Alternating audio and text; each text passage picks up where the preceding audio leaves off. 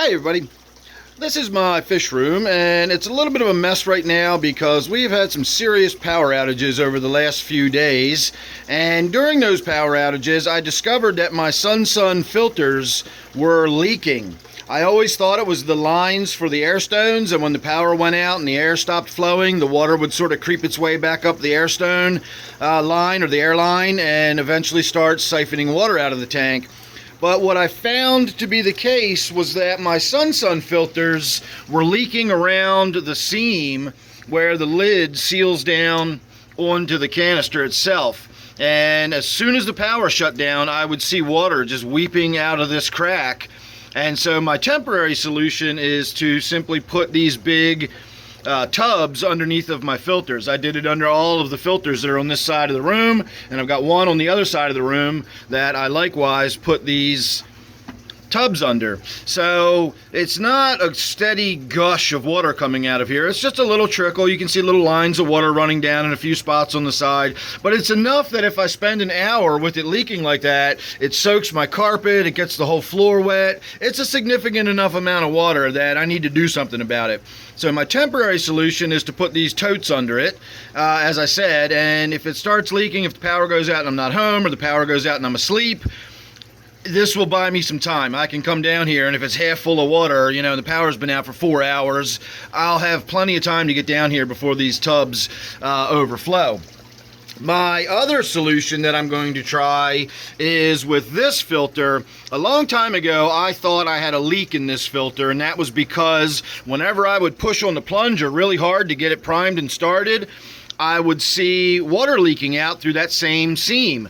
And what I eventually determined was that I was just overpressurizing it. When I was pushing down on the plunger, it was just sort of forcing a little bit of excess water past the O-ring. As soon as I stopped pumping on it, and as soon as I started letting the filter flow again, the leaking would stop. And so I never really worried about it. But I did purchase an O-ring when I first thought the filter was leaking. Once I figured out why it was leaking, I just assumed it did not need this O-ring.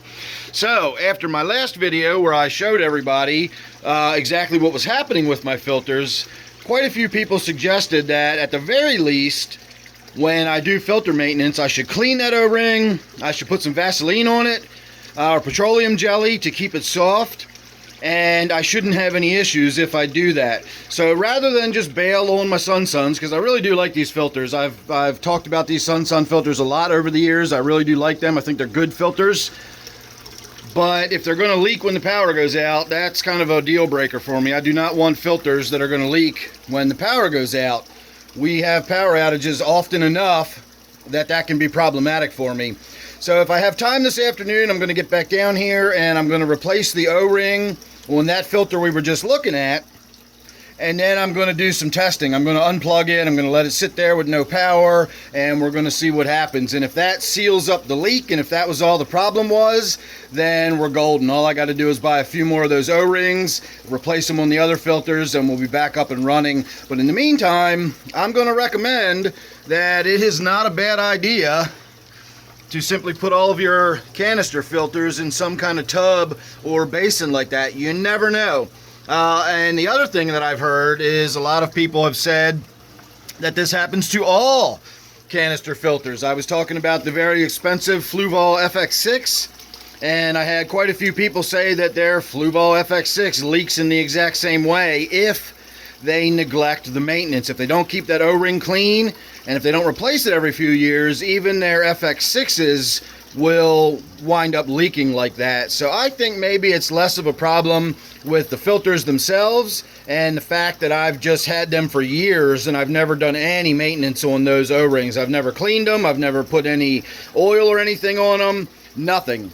So we're going to start by replacing them, and we're going to see what happens, and we'll go from there. So again, if I've got time to do that this afternoon, I will, but life has become fairly hectic for me as of late, and I'm sort of doing my best to keep everything running and keep these videos coming and keep the content interesting. So make sure you're subscribed and you won't miss my updates on that or anything else I've got going on. Don't forget I do a live stream every Friday and Sunday night at 8 p.m. Eastern. So thanks for watching this one, and I will see you real soon on the next one.